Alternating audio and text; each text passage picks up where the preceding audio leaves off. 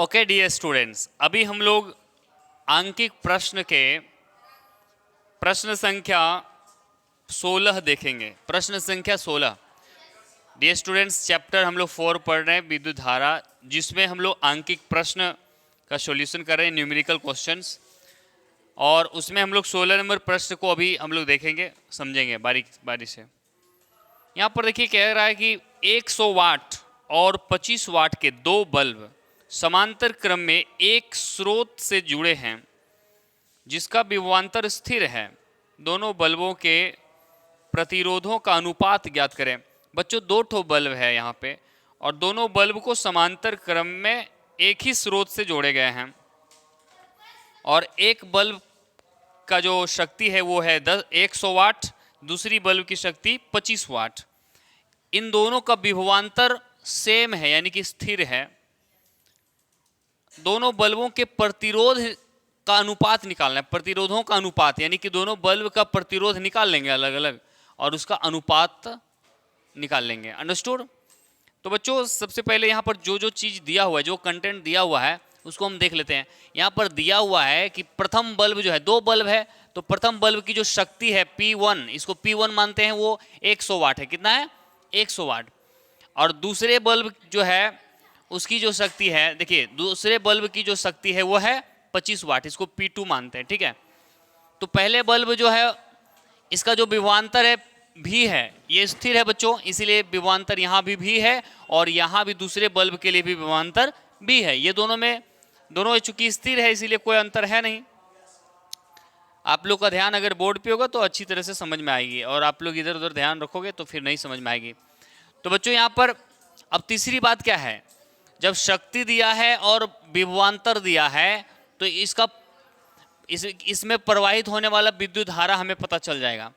I बराबर होता है P/V, ये सूत्र है बच्चों, I बराबर P/V। तो इसमें हम I जो है पहला बल्ब के लिए निकाल रहे हैं। किस बल्ब के लिए? विद्युत धारा निकाल रहे हैं, इसीलिए हम I1 मान लेते हैं। इसको क्या मानते हैं? I1 बराबर P1/V। अब यहाँ पे I1 निकालेंगे बच्चों, P1 कितना है? 100 वाट, अब बटे भी कर दिए, ये हमारा I निकल गया। डियर स्टूडेंट्स, I निकल गया। अब यहाँ पर इस बल्ब का प्रतिरोध निकालना है। क्या निकालना है? क्योंकि प्रतिरोधों का ही अनुपात निकालने बोल रहा है। तो बच्चों, हाँ, तो पहला वो बल्ब का जब प्रतिरोध निकाल रहे हैं ना तो R1 मान लेते हैं उसको। और R बराबर, देखिए R बराबर सूत्र होता है P/I², ये सूत्र होता है बच्चों। अब इसी सूत्र पे लगा दिया R1 बराबर P1/I1 का स्क्वायर। तो यहाँ पर P1 जो है वो 100 वाट है और I जो हमारा निकला I1 वो 100 वाट बटे भी निकला, तो 100 वाट बटे भी का स्क्वायर कर दिया सूत्र के अनुसार। अब देखिए अगला स्टेप में क्या किए, 100 वाट ऊपर वाला को रहने दिए, I इसके नीचे एक था बच्चों, यहाँ P के नीचे एक था, I के नीचे भी एक था, तो 100 वाट बटे 1 दे दिए और वो 100 वाट का स्क्वायर कर दिए।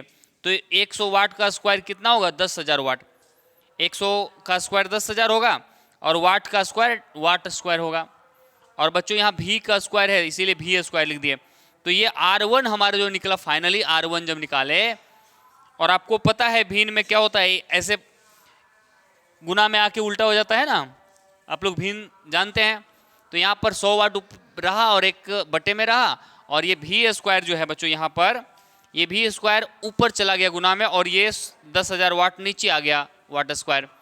अब ये 0 0 कैंसिल किए, वाट कैंसिल किए, तो एक ठो वाट यहाँ पर बचा। तो हम टोटल यहाँ पर जब फाइनली देखते हैं तो यहाँ पर ऊपर में केवल भी स्क्वायर बचा और नीचे में हर में केवल 100 वाट बचा। कितना बचा? 100 वाट।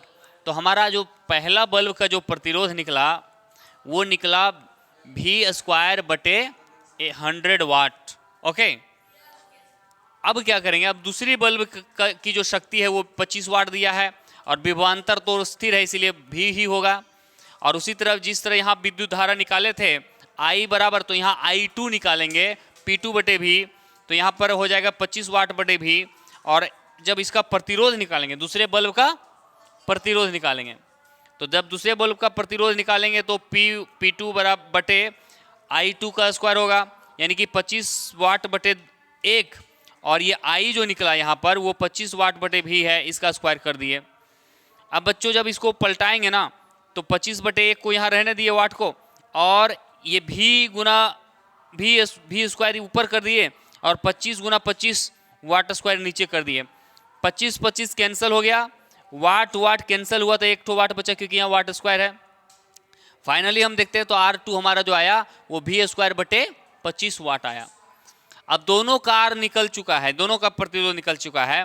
पहला बल्ब का जो प्रतिरोध था निकला वो V²/100 वाट, दूसरे बल्ब का जो प्रतिरोध निकला वो V²/25 वाट। अब दोनों का अनुपात पूछ रहा है, क्या पूछ रहा है? R1 तथा R2 का अनुपात, यानी कि पहले बल्ब की जो प्रतिरोध है उसका और दूसरे बल्ब के प्रतिरोध का अनुपात पूछ रहा है। तो अनुपात में हमने दे दिया R1/R2। तो R1 कितना है? तो R1 हमारा है V²/100 वाट, तो V²/100 वाट दे दिए। R2 हमारा है V²/25 वाट, जो कि यहाँ है, दे दिए। अब इसको हम भिन्न को जैसे पलटाते हैं तो ये V²/100 वाट यहाँ रहा, और गुना में आके ये 25 वाट ऊपर गया और V² नीचे गया। V² कैंसल, वाट वाट कैंसल, 25 से कम 25, 25 चौके 100, तो 1:4 आया। 1/4 यानी 1:4 आया। यानी प्रथम बल्ब और द्वितीय बल्ब के प्रतिरोधों का जो अनुपात है वो 1:4 आया। समझ में आया बच्चों? यहाँ पर दोनों बल्ब का अलग अलग, दोनों बल्ब का पहले तो विद्युत धारा निकाला, उसके बाद प्रतिरोध निकाला, इसका भी विद्युत धारा और प्रतिरोध निकाला। जब दोनों का प्रतिरोध निकल गया तब अनुपात उसका निकाल लिए। तो ये 1:4 हो गया बच्चों। यस, तो कितने लोगों को समझ में नहीं आया? सबको आ गया समझ में? चलिए ठीक है, सारे बच्चे अगर समझ गए तो बढ़िया है। ठीक है।